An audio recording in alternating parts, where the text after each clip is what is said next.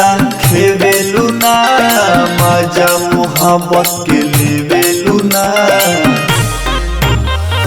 प्यार वाला नैया खेवेलू ना मजा मोहब्बत के लेवेलू ना रोज बतियावेलू बाकी देवेलू ना रोज बतियावेलू बाकी देवेलू ना बात करिए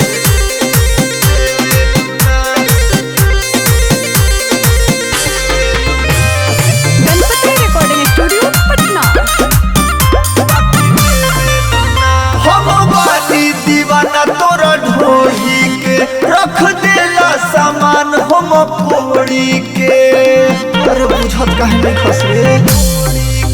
रोज रह जानी हम हरी के देखी तोहर सामान बड़ी बड़ी के हमारा के जान कबो से बेलू ना मजा मोहब्बत के लेवेलू ना रोज बतियावेलू बाकी देवेलू ना रोज बतियावेलू बाकी देवेलू ना कौन दे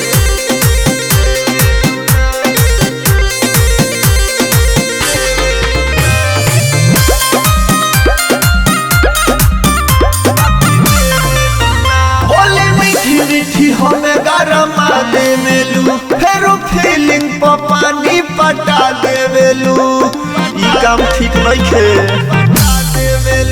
जब कहेलू मिले नयावे के मन करे तो हे गरियावे के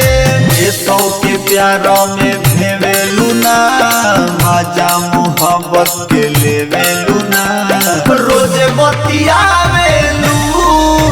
बाकी देवेलू ना रोज बतियावेलू बाकी देवेलू ना बात करी माई के।